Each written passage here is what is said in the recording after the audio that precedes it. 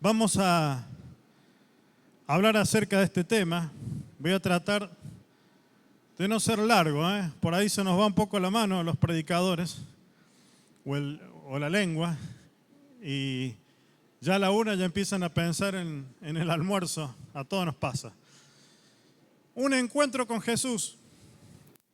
Quisiera que me acompañen en la lectura bíblica de Juan capítulo 1, versículo 35 al 51.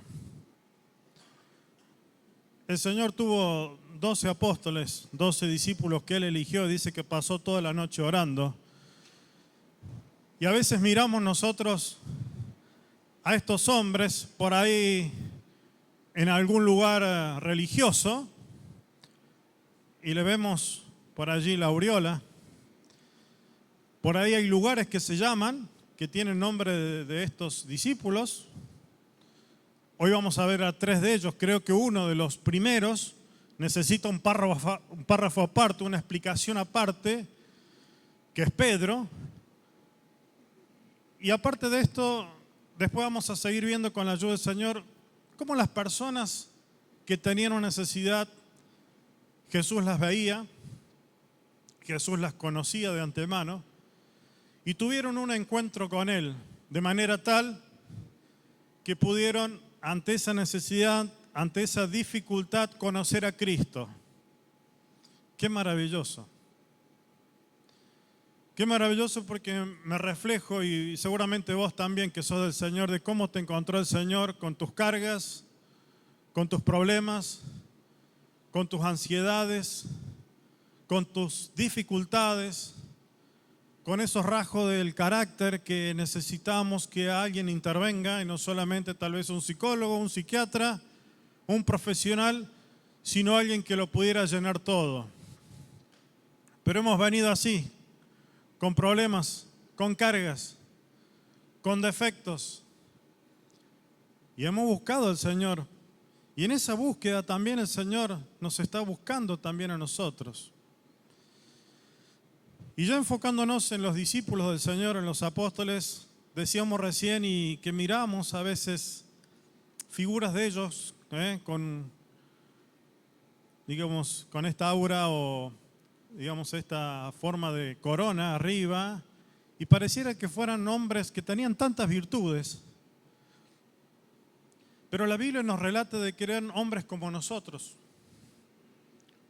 con problemas también, con dudas, hombres que tenían debilidades, sencillos, hombres complejos, pero que el Señor en su buena voluntad y disposición quiso que lo pudieran acompañar en este ministerio. Y comenzaron esa carrera con su maestro. Y las cosas que vieron, las cosas que vivieron y cómo murieron, nos deja entrever la palabra de Dios, la historia de las cosas que no aparecen en la Biblia, de cómo estos hombres fueron verdaderamente transformados. Aquí hay muchas personas, vos estás aquí en este grupo. El Señor quiere que vos seas su discípulo, su seguidor. No es poca cosa. El Señor quiere que vos lo conozcas, que le sigas. Job pudo decir, de oídas te había oído, mas ahora mis ojos te ven. Podemos saber del Señor, podemos escuchar de Él, pero qué diferente es cuando tenemos una experiencia con Cristo.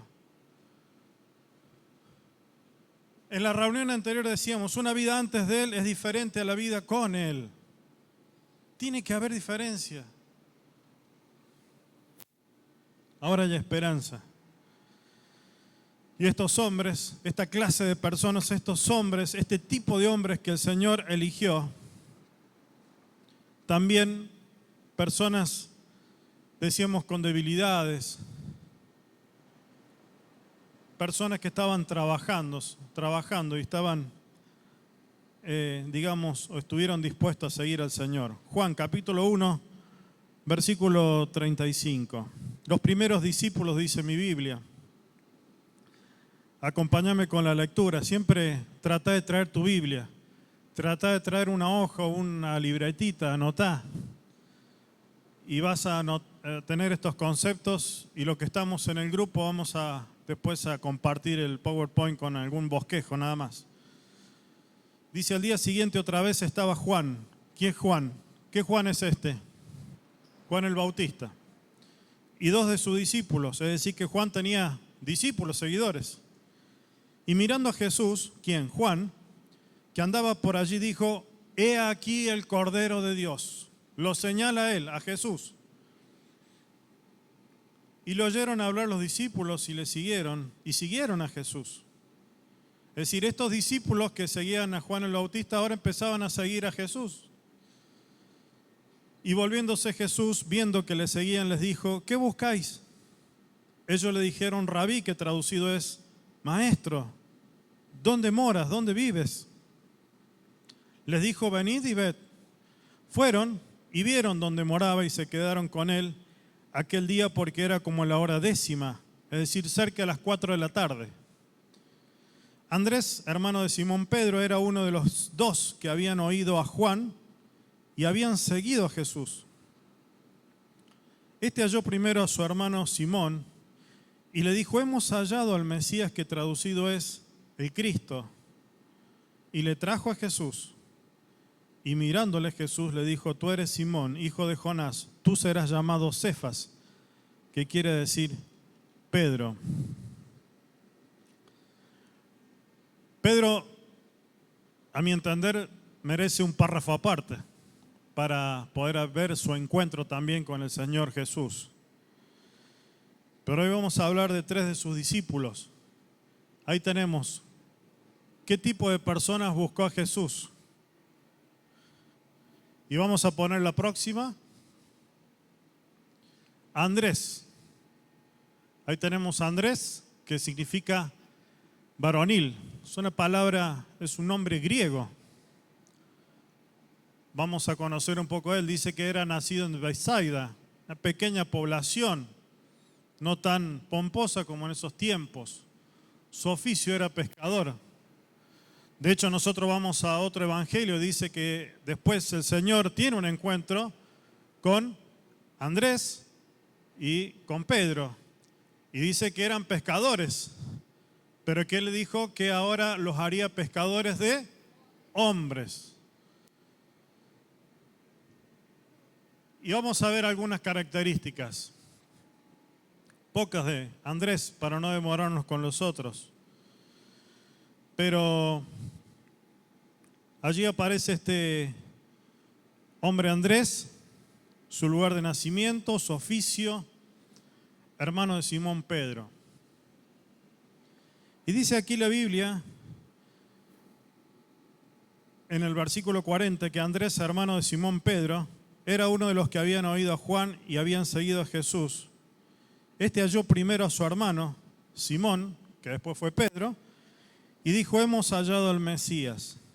Y el versículo 42 dice, y le trajo a Jesús. Miren, en estas cuestiones de nuestra vida cristiana, muchos de nosotros que un día aceptamos a Cristo, tenemos que reconocer que muchas veces cuesta hablarle a la familia, ¿verdad? Nos cuesta a veces hablarle a la familia. Muchas veces le hablamos al desconocido, aquel que tal vez ocasionalmente le entregamos un folleto. Pero vemos en la vida de Andrés un hombre que había estado seguramente hablando y esperando del Mesías, y así lo describe la Escritura, y dice que fue y le dijo a Simón, este que estábamos buscando, porque dice que, aquí dice la Biblia, hemos hallado. Y ese hemos hallado significa porque lo estaban indagando antes acerca de él. Es como cuando estás buscando algo y lo encontrás. Bueno, fue la experiencia de Andrés y se la cuenta a quien, a su hermano. Hermanos queridos, el Señor a vos y a mí nos llama a hablarle a nuestra familia, a esa persona cercana. Cuando vos y yo conocemos a Cristo y el verdadero evangelio, y sabemos que es Jesucristo el que da la vida y que solamente en Él hay salvación, yo no me puedo callar y necesito transmitirlo a aquel que está conmigo, al más cercano. Porque tal vez en tu casa tenés a tu mamá, a tu papá, a tu hermano, a tu hijo que no es del Señor, y Andrés fue y le contó a su hermano. ¿Cuántos que están a nuestro alrededor y se están perdiendo? ¿Tenés vos el mensaje? ¿Tengo yo el mensaje de salvación?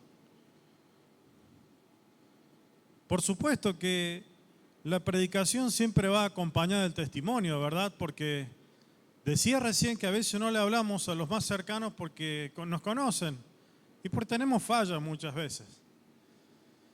Y suele suceder que a veces nos dice, pero se cometió un error, ¿no? El cristiano, el creyente, dice, pero mirá, el cristiano el que va a la iglesia, fíjate vos. Parece que fuéramos más señalados, ¿no? Y bueno, nos conoce la familia. Pero es necesario transmitir este mensaje. No solamente en el testimonio, hay que hablar de Cristo. Ponete esa meta esta semana. Así como Andrés habló a su hermano con urgencia, lo hemos hallado, este que estábamos buscando, del que hablábamos. Háblale a una persona, porque si no le hablas vos, tal vez el Señor mueva a otro, pero te ha encargado a vos hablarle. Y se puede estar perdiendo. Tal vez sea su último día, su última semana, su último, meses. El Señor viene pronto. No te calles el mensaje. Felipe, entre otras cosas, que decíamos que su nombre era griego, fue el que intervino cuando unos griegos buscaban a Jesús. Y fíjense que está Felipe, que ya vamos a hablar de él, que dice que lo buscan porque ellos tenían nombres griegos. Parece que había una conexión entre ellos y dice que lo lleva Andrés. Es decir, Felipe lleva a estos griegos y le comunica a Andrés, dice, hay unos griegos buscando a Jesús. Pero hay una situación también en la vida y en los rasgos de Felipe, brevemente lo vamos a ver, y que tal vez te conozcas, cuando en Juan capítulo 6, allí se produce un milagro en el cual el Señor alimenta a más de 5.000 personas. Y vos conocés esto, no nos vamos a detener, pero dice el versículo 5 que el Señor, cuando ve que hay una gran multitud, dijo a Felipe, ¿de dónde compraremos pan para que coman todos estos, para probarle? Y el versículo 8 dice, y uno de sus discípulos, ¿quién? Andrés, hermano de Simón.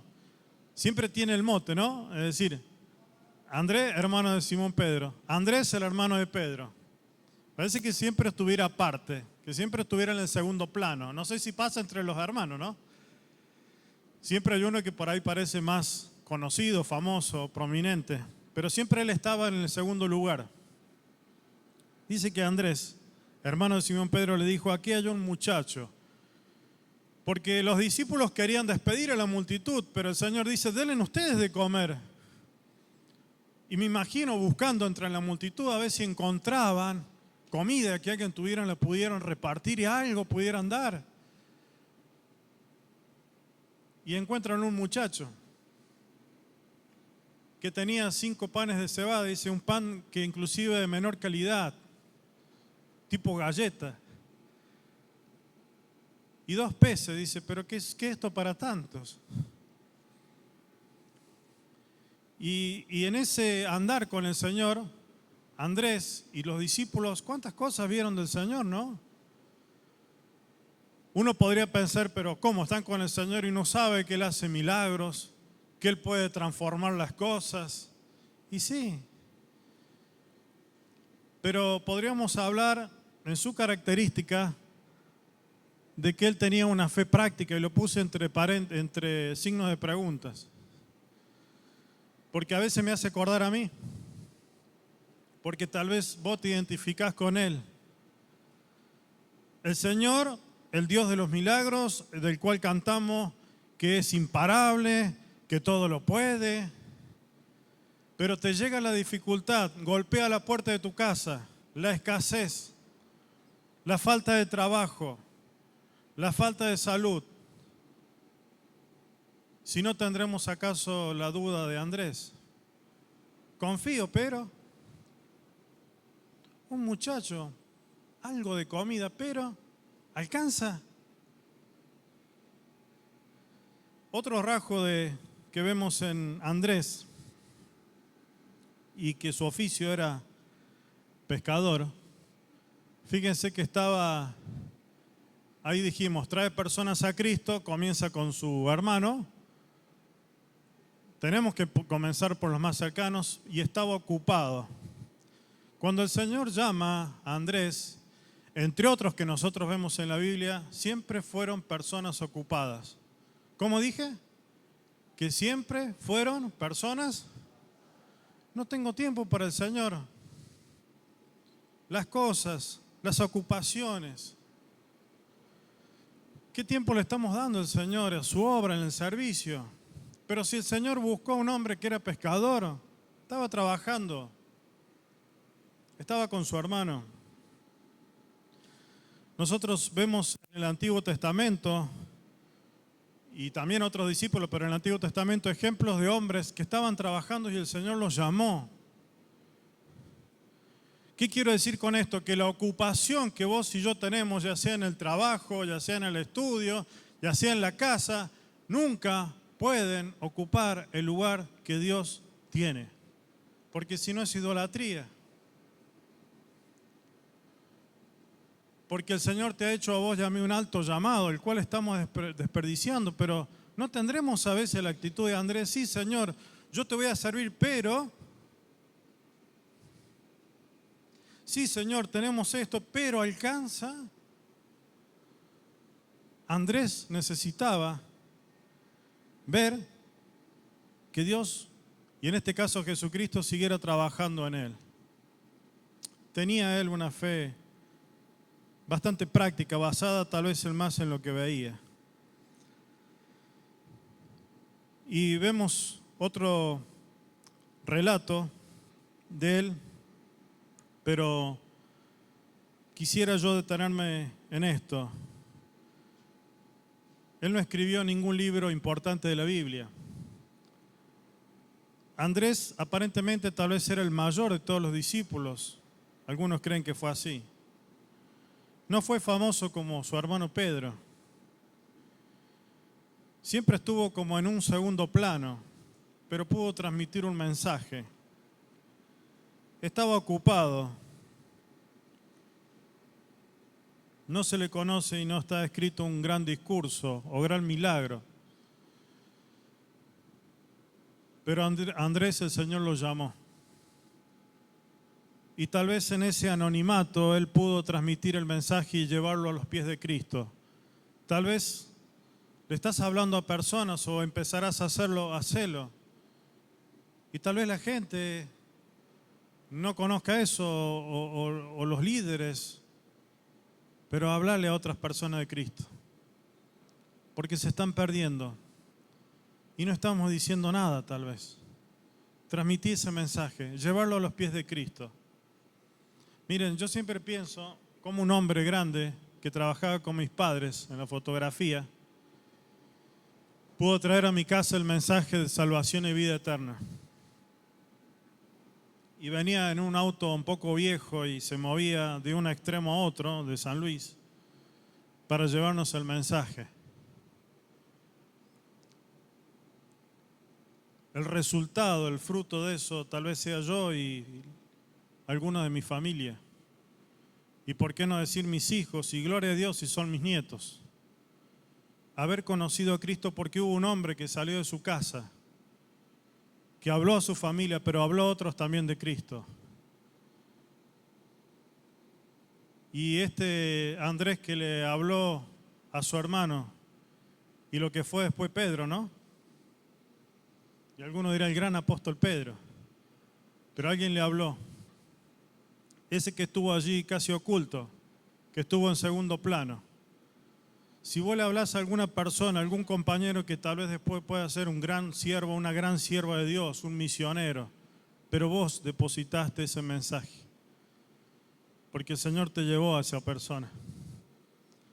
Tal vez sea algún primo, algún tío, algún familiar. Hacelo. Vamos al segundo. Vamos a pasar a este hombre, Felipe. Su nombre griego es amante de caballos. También nacido en Betsaida. Y vamos a ver algunas características de él. Vamos otra vez a Juan, capítulo 1, versículo 43. Dice que estaba al día siguiente Jesús en Galilea, halló a Felipe y le dijo, sígueme. Y Felipe era de Betsaida, la ciudad de Andrés y Pedro. Felipe halló a Natanael y le dijo, hemos hallado a aquel de quien escribió Moisés en la ley, así como en los profetas, a Jesús, el hijo de José de Nazaret. Uno de los primeros discípulos también fue Felipe, que vivía en Betsaida. Miren, una característica, quiero hacerlo brevemente porque se nos va el tiempo. Recién hablaba acerca de que habían tenido un encuentro, los griegos estaban buscando a Jesús y él llama a Andrés y juntos llevan a estos hombres a Jesús. Pero en Juan capítulo 14 hay una situación donde este mismo Felipe le dice a su maestro, ¿qué cosa? Muéstranos al Padre y nos basta. Y esa petición que suena imprudente de Felipe y que nosotros también hasta vemos esa lectura, ese pasaje y decimos, pero ¿cómo? ¿Se atreve? Pero fíjense que nos llevó después también a la afirmación teológica de que Jesucristo es Dios. Pero el Señor en ese trato que tenía con los discípulos, en su carácter y cómo Él iba trabajando en cada uno, le dice, pero Felipe, hace tanto tiempo que estoy con vosotros y todavía no me han conocido. El que me ha visto a mí, dice Jesús, ha visto al Padre.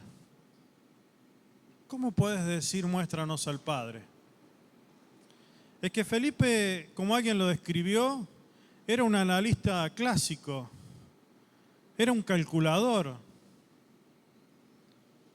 Se escribe de él y dice que era un hombre de hechos y números. Felipe era un hombre práctico que se guiaba por las reglas, no era propenso a pensar en lo que estaba por delante. Era pesimista, a veces incapaz de ver el cuadro global. Felipe, en su predisposición, era hacia el pragmatismo, el cinismo,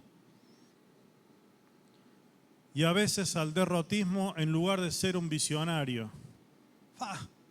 Y a este eligió el Señor, y a este le ponemos la aureola, su nombre, un hombre con un carácter también en la practicidad, calculador. ¿O acaso vos no te identificás, o alguno de ustedes, que ante diversas situaciones andamos más con la calculadora y los razonamientos lógicos que con la fe en el Señor? Es que esto no me cierra. Si bien es cierto, el Señor para encauzar algo nos llama y hablaba acerca de seguirle a Él, de calcular el costo, de sentarse, pero muchas veces nos abalanzamos en nuestras propias mediciones o cálculos. Terminaremos tal vez imitando a este Felipe, porque la fe ha quedado en un segundo o tercer plano en nuestra vida. Yo creo en Dios, el Dios que todo lo puede y todo lo hace, que me salvó, que me lleva al cielo inclusive. Pero ante una situación complicada, Señor, en otras palabras, tal vez lo diga sí o no, pero Señor, déjame que yo lo resuelva. Yo voy a salir al paso. Estos números no me cierran. Cuando vas a seguir y servir al Señor, hay muchas cosas que no cierran. Miren, cuando nosotros comenzamos la tarea acá había muchísimas cosas que nos cerraban. Ni siquiera un lugar fijo para estar. Pero es la obra de Dios. Es el corazón de Dios. Es el propósito de Dios en la obra, en tu vida, en tu familia, en tu economía, en tu salud. Porque cuando los números nos cierran, cuando las cosas aparentemente no se dan, a nuestro entender, ¿saben lo que terminamos diciendo mucho ahí? Y no queda otra que orar, como si fuera un descarte. No, tenemos que orar. Y tenemos que buscar a Dios y ponernos en acción también. Porque si no las cosas no suceden. No sea cosa que estemos demandando cosas a Dios, pero no nos movemos. Tenía esta característica Felipe de ver y calcular. Porque como dice ahí, nos paralizan las circunstancias adversas y muchas veces tenemos dudas. ¿Cuál es tu duda? ¿Cuál es mi duda? ¿Puede acaso cambiar Dios el corazón de aquel que tenés a tu lado? ¿De tus hijos? ¿Puede cambiar Dios tu situación económica? ¿Puede cambiar Dios tu enfermedad? ¿Puede cambiar Dios tu carácter, tu corazón? Poné de relieve la fe. Poné fe en el Señor.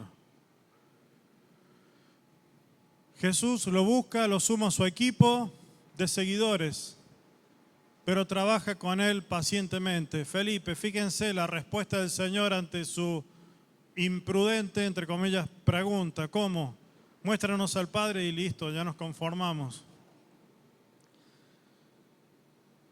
Trato de imaginarme el tono del Señor y su rostro hablando con Él. Hace tanto tiempo que estamos juntos, todavía no me conocen. El Hijo de Dios, el mismo Dios. Lo elige, lo incluye en su equipo y sigue trabajando. Hay cosas que el Señor y en la fe tiene que trabajar con vos. Tiene que trabajar conmigo el Señor. No te dejes estar. Poné en acción la fe a través de la oración. Los creyentes tenemos que ser personas que oramos todo y cada día, cada instante. Fíjate que lo que vas a decidir venga de Dios y no sea algo tuyo. Que no sea movido por las circunstancias. Si realmente a Dios le agrada eso.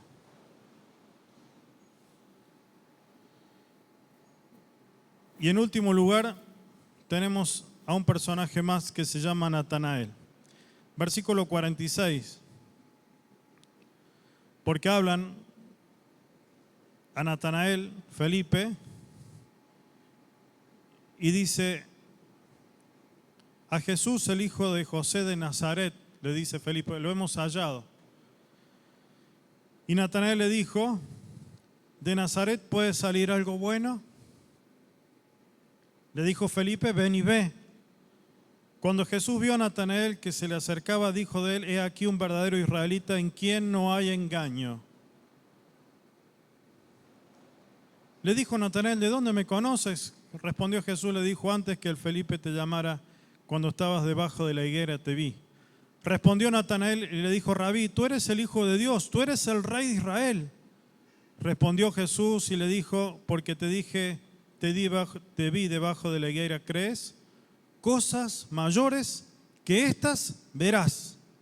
Y le dijo, de cierto os digo, de aquí en adelante veréis el cielo abierto y a los ángeles de Dios que suben y descienden sobre el Hijo del Hombre.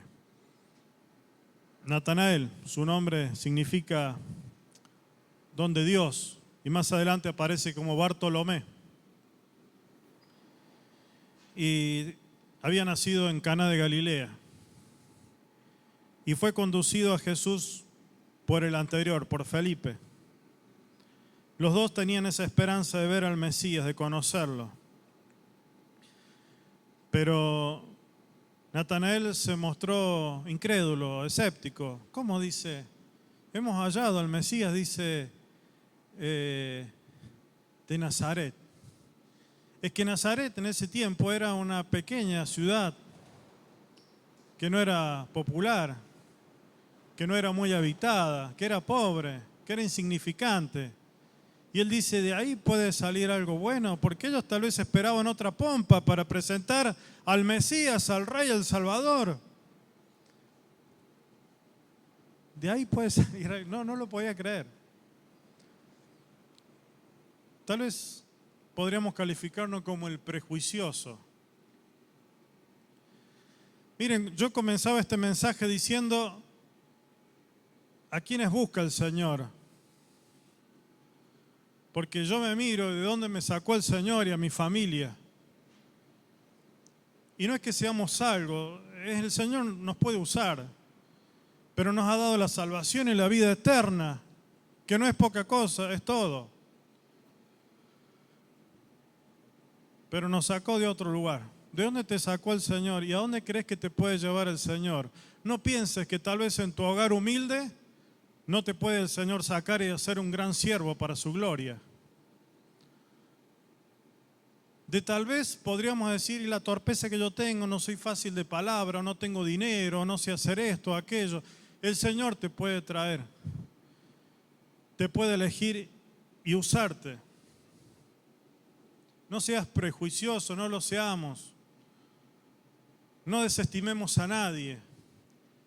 A veces hablamos con los hermanos que trabajan con los niños. No desestimemos a ninguno. Algunos se portan más o menos, algunos tienen problemas de violencia, de abuso en el hogar y están aquí a nuestro cuidado. Y no tienen afecto de su papá, su mamá. Pero cuando sembramos esa semillita que hemos cantado en el corazón, ¿no saldrá acaso un misionero? ¿No saldrá acaso un predicador, una persona, una mujer piadosa? Porque Cristo lo transforma todo. Y lo que puede ser desagradable o tal vez incrédulo a nuestros ojos no es para el Señor así. Porque pensá en tu situación y pensá en el otro. A veces nos cansamos de, como se dice, acarrear con lo mismo de siempre. Y a veces decimos los hermanos, la iglesia en general, no madura. Y pasan los años y no madura. Como si un niño pequeño siempre fuera pequeño y no creciera y tiene 12, 15, 18 años y siempre tuviera una mentalidad de 8. Nos preocuparía, no es normal. Pero no dejemos de tener paciencia, porque el Señor nos tiene paciencia a nosotros, porque el Señor tiene cuidado de nosotros. Y el Señor tiene paciencia en esta conversación con este hombre que no daba crédito al lugar de donde provenía el Salvador, ese pueblo insignificante de mala fama, tan pequeño, y el Señor habla con él y le dice, cuando estabas debajo de la higuera. Ustedes fíjense que la higuera para un judío era un árbol muy común donde, aparte de ser frondoso por sus hojas, no sé si ustedes están cerca de alguna planta de esta. Yo me acuerdo, mi abuela tenía en el fondo una higuera que daba higos y a mí me hacía alergia. Yo me acercaba y me daba alergia a ese tipo de árbol. Pero me acuerdo lo frondoso que era y era fresco y ahí venían mis primos y comían de sus higos. Y para el israelita, para el hebreo, era muy común sentarse bajo una higuera y tener, ¿saben qué? Un tiempo a solas con Dios. Y allí leían, allí meditaban, allí reflexionaban, allí oraban. Y era lo que hacía, en este caso, Natanael. Y el Señor dice, cuando vos estabas debajo de la higuera, yo te vi, yo te escuché. Y él dijo, ante ese conocimiento de Dios, de Jesucristo, Él puede decir, Rabí, maestro, eres el Hijo de Dios, tú eres el Rey de Israel. Y entonces dice, te llama la atención, en otras palabras, porque te dije eso, cosas mayores verás. Porque ante una muestra de la soberanía y la suficiencia de Dios y los planes de Dios, no sabía él a dónde terminaría su vida cristiana, su carrera cristiana. ¿Cuántas cosas Dios tendrá preparado para nosotros? Para vos, ¿te has preguntado? Mire, no nos van a poner en un cuadro, en una iglesia, tal vez con una aureola, tal vez con cara de santos o no sé, las formas que nos irán a dibujar, pero somos seguidores de Cristo cuando deseamos y tomamos la decisión de seguirle.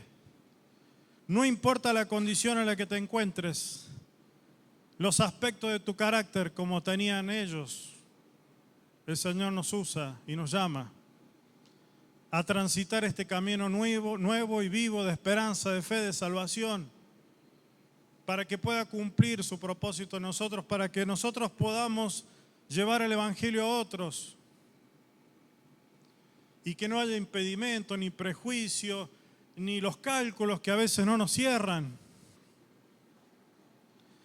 Miren, yo hablaba recién de Andrés. No sabía él cómo iba a morir. ¿Ustedes saben cómo murió Andrés? Algunos saben, no lo dice la Biblia, lo dice la historia. Pero todos ellos, los discípulos, murieron de una forma tremenda. Porque el ser cristiano en ese tiempo no es como ahora. Hay muchas más personas salvas. Pero antes iba la vida ahí. Y saben que Andrés murió en una cruz hecha una forma de X y estuvo colgado varios días. Y los que se acercaban, dice que él les seguía predicando.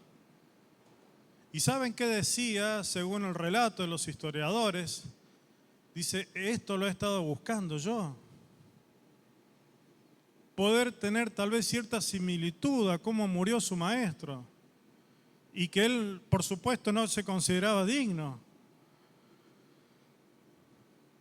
Y algunos entienden que el responsable o el líder, el rey, quería bajarlo y él no quería.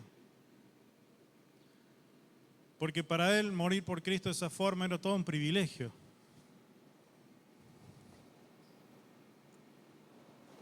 Otros murieron de otras formas terribles, pero esta fue una forma tremenda de morir por causa de Cristo. Allí, para cerrar el tema de Natanael o Bartolomé, dice, he aquí un verdadero israelita en el cual no hay engaño. Porque había muchos judíos, hebreos, y lo sigue habiendo, pero no solamente hebreos, que llevaban una vida muy hipócrita. Porque el Señor ya lo conocía. Y así como Él puede decir, puede salir algo bueno y el Señor le dice, uno en el que no haya engaño. Cansado el Señor de ver tanta hipocresía de religiosos del tiempo, poniendo cargas sobre los demás y no queriendo llevar sus propias cargas.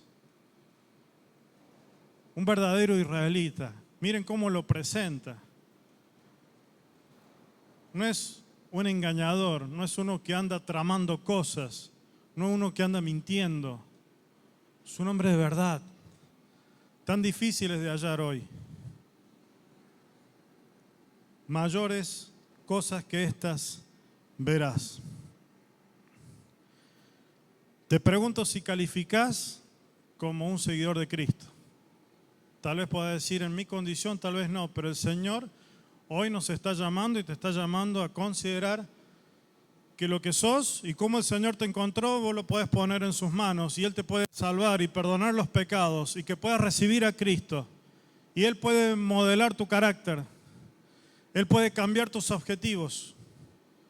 Él puede llevarte a transitar ese alto llamado. El Señor nos llama a seguirle. No es fácil. O alguno de nosotros puede decir que seguir a Cristo es fácil. No es fácil. Pero es lo mejor que Satanás no te engañe, no nos engañe. Deja el camino, o no me sirvas, o no me sigas, o no lo sigas. Es un engaño, es el mentiroso. Seguí a Cristo. Él te llama. El texto, no sé si ya completaron las hojas para después tener la asistencia, después me lo alcanza, no hay problema. Pero vamos a poner allí el texto. Jesucristo te está buscando para que seas su seguidor. 1 Corintios 1, 27. Con estos términos estamos a tiempo. 1 Corintios capítulo 1, versículo, vamos a leer unos versículos antes, porque quiero que lo aprendan. Ya otro hermano va a tomar otro llamado u otro encuentro. Dice aquí, versículo 26 de 1 Corintios 1, 26, dice, pues mirad, hermanos, vuestra vocación, que no sois muchos sabios según la carne, ni muchos poderosos, ni muchos nobles. Y este es el texto, sino que lo necio del mundo escogió Dios para avergonzar a los sabios, como los discípulos, que estaban casi excluidos, que tenían un oficio común y corriente, y tal vez, ¿quién iba a pensar acerca de ellos? Vengan, los voy a hacer pescadores de hombres. Vengan, seguime. Ven, sígueme. Y dice la Biblia que en el caso de muchos de ellos, o de todos ellos, le siguieron.